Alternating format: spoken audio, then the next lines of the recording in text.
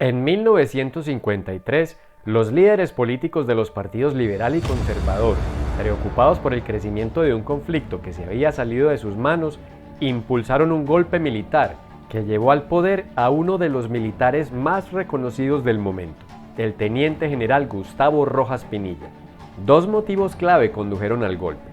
Primero, la incapacidad del gobierno conservador para detener el avance de la violencia política bipartidista, que estaba desangrando a las provincias y estaba empezando a llegar a las ciudades.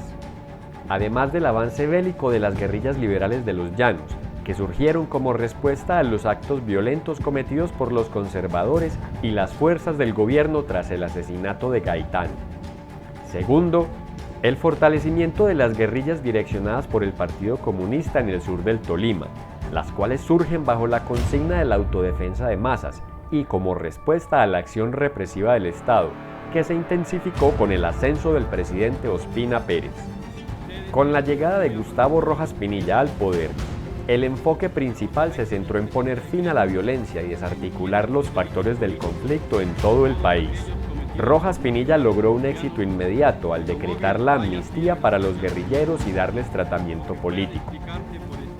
Para darle credibilidad al hecho, en el curso de la primera semana de ejercicio del poder, ordenó la suspensión de las hostilidades militares y la distribución masiva de hojas volantes que se hicieron llegar en aviones y helicópteros a los principales frentes guerrilleros, con mensajes de paz y promesas de garantías precisas para quienes le pusieran las armas. Miles de campesinos se desarmaron y regresaron a la vida civil. De esta forma, Rojas Pinilla se ganó el apoyo popular en su primer año de gobierno. Sin embargo, a finales de 1953, la violencia resurgió en regiones como el Tolima debido al incumplimiento del gobierno para resolver problemas fundamentales, como el control de los terratenientes y los asesinatos de antiguos combatientes a manos de los pájaros y agentes del DAS rural. Guerrilleros que no habían entregado las armas se reafirmaron en la necesidad de conservarlas, y los que las habían entregado lo lamentaron y empezaron a ver la amnistía como una trampa del gobierno.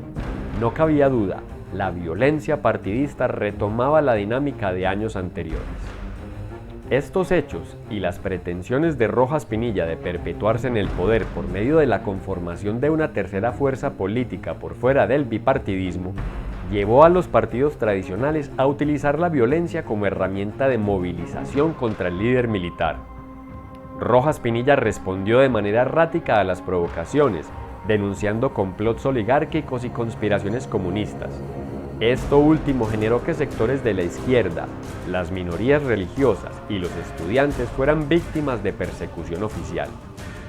Las actitudes de Rojas Pinilla fueron cada vez más autoritarias, pues obligó cierres y censuras de periódicos, lo que evidenció la debilidad de su régimen. Todo lo anterior fortaleció el discurso de sus adversarios, quienes antes lo presentaron como el pacificador y ahora lo mostraban como un tirano que había interrumpido el curso de la democracia colombiana. A esto se sumaba el descontento social, pues tras una etapa inicial de muchas expectativas populares, transcurrió un periodo de crecientes frustraciones en la ciudadanía. De este modo, el desprestigio del gobierno provocado por el intento de organizar una tercera fuerza política por fuera de los partidos tradicionales del país y los temores creados por la posibilidad de su permanencia en el poder, obligaron al general a renunciar a la presidencia el 10 de mayo de 1957, lo que sirvió como bandera de reunificación a la tradicional dominación bipartidista, que rápidamente se apropió del espacio democrático por medio del acuerdo del Frente Nacional.